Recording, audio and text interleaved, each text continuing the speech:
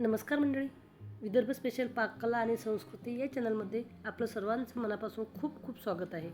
आज आपण गावी आलेलो आहे आणि गावी उन्हाळी रेसिपी उन्हाळी वाळवण ही रेसिपी आपण बनवणार आहोत. तर ती रेसिपी म्हणजे रव्याचे धापोळे.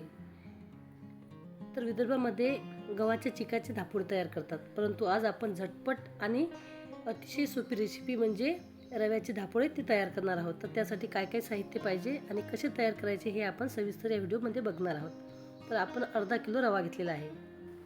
धापोळे तयार करायला रवा बारीक घ्यायचा, रवा व्यवस्थित निवडून घ्यायचा, त्यानंतर त्यामध्ये भरपूर पाणी टाकायचं. थोडा वेळ पाणी टाकून रवा बाजूला ठेवायचा 2 ते 3 मिनटं. त्यानंतर पाणी वर येते ते पाणी काढून टाकायचं.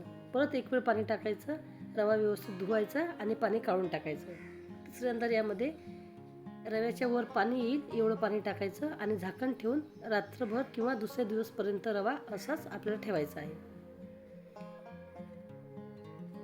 तर दुसऱ्या दिवशी सकाळी परत आपण या रव्यावरचं पाणी काढून टाकणार आहोत.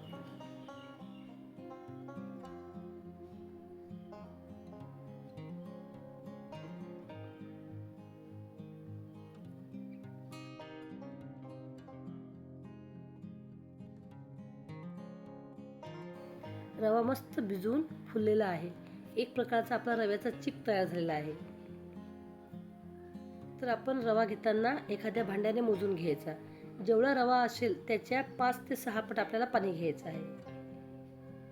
तसेच आणखी 2-3 ग्लास पाणी उकळायला ठेवायचं आणि ते साईडला ठेवायचं. जर आपल्याला कमी पडलं तर आपण ते उकडीचं पाणी घेऊ शकतो. मोठा टोप घ्यायचं, त्यामध्ये पाणी उकळायला ठेवायचं आणि पाण्याला उकळी आल्यानंतर आपण यामध्ये टाकणार आहे 2 चमचे पापडखार. छोटे चमचे आहे म्हणजे मीडियम साईजचे, तर ते 2 चमचे पापडखार टाकायचं. 2 चमचे जिरे टाकायचं आहे. त्याच चमच्याने आपण जिरेसुद्धा टाकून घेणार आहोत. आणि चवीनुसार यामध्ये मीठ आणि थोडीशी जाडसर कुटलेली लाल मिरची. बस एवढंच साहित्य आपल्याला लागणार आहे. पाण्याला मस्त उकळी आलेली आहे. तर आता आपण एका हाताने हे पीठ फिरून घेणार आहे आणि दुसऱ्या हाताने भिजवलेलं पीठ टाकणार आहे.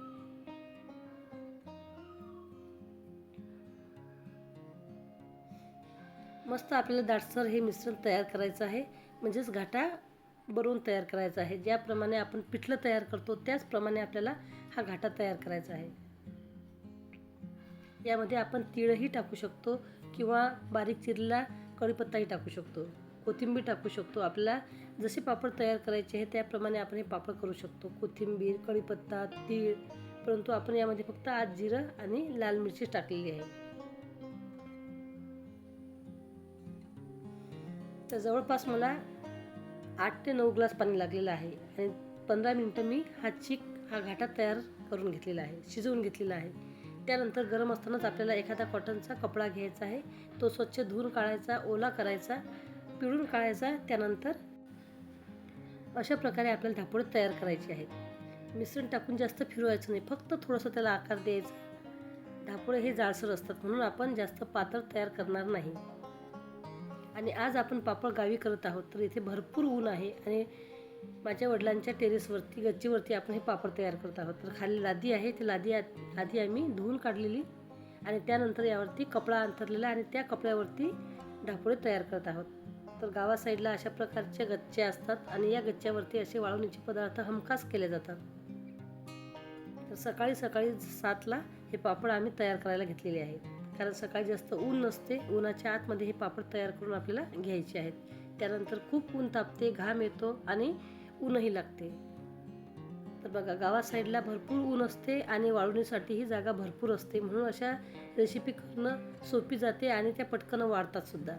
तर जवळपास सर्व धापोळे तयार करून झालेले आहेत. ऐसपैस जागा आहे आणि भरपूर ऊनसुद्धा आहे, म्हणून मी तुम्हाला ही रेसिपी दाखवलेली आहे आणि गावी तयार केलेली आहे. अशाच प्रकारच्या नवनवीन पारंपरिक हेल्दी आणि टेस्टी रेसिपी, पावसाळी रानभाज्या, त्यांची माहिती, त्यांची ओळख, तसेच त्याची ही रेसिपी, त्याचे गुणधर्म, हे सर्व रेसिपी आपल्या चॅनलवरती अपलोड केले जातात. तर तुमच्या इच्छेनुसार, आवडीनुसार आणि वेळेनुसार तुम्ही ते बघू शकता. तर बघा, संध्याकाळपर्यंत मस्त धापोळे आपले सुकलेले आहेत. जे थोडेफार जाड राहिलेले आहेत तेच ओलसर आहे, परंतु हरकत नाही, तेही रात्रभर असेच ठेवल्यानं सुकतात किंवा दुसऱ्या दिवशी आपण उन्हामध्ये ठेवणारच आहोत. जो कपडा आपण घेतलेला तो उलटा करायचा, त्यावरती पाणी शिंपडायचं आणि 5 मिनिटानंतर हे धापुळे काढायला घ्यायचे. पाणी शिंपडलं लगेच धापुळे काढायचे नाहीत, नाहीतर ते तुटू शकतात. 3 ते 4 मिनिटांना आपण धापुळे काढले म्हणजे धापुळे एकदम मस्त निघतात, तुटत नाही आणि काढायलाही सोपी जातात. फक्त आपल्याला वरून कपडा खेचायचा आहे, धापुळा आपला खाली आपोआप निसटतो, सुटतो. याच पद्धतीने आपण सर्व धापुळे काढून घेणार आहोत. गावा साईडला अशा प्रकारे धापुळे पापड तयार करायचे असले म्हणजे प्लास्टिकची गरज पडत नाही.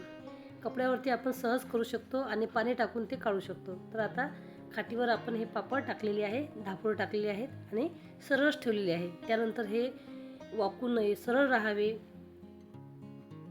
त्यासाठी आपण याच्यावरती वरून कपडा अंथरलेला आहे, जेणेकरून पापड आपले सरळ राहतील. तर 1 दिवस उन्हात ठेवलेले, त्यानंतर बघा पापड मस्त तयार झालेले आहेत. रेसिपी आवडली तर नक्की करून बघा, कारण रेसिपी खूप सोपी आहे आणि चवीला अतिशय कुरकुरीत आणि खमंग आहे. तर आता आपण तळून बघू. हे धापुळे आपण जाड ठेवलेले त्यामुळे थोडेसे आपल्याला ते जाड दिसतात, कारण धापुळे हे इतर पापडापेक्षा जाड असतात. खायला अतिशय कुरकुरीत लागतात आणि खमंग लागतात. गावाला केलेली रेसिपी अतिशय सोपी आहे आणि खायला अतिशय मजेशीर आहे. रेसिपी आवडली रेसिपीला लाईक करा, कमेंट करा, शेअरसुद्धा करा आणि अशा प्रकारच्या टेस्टी रेसिपीचा आनंद घ्या. व्हिडिओ बघितल्याबद्दल धन्यवाद मंडळी.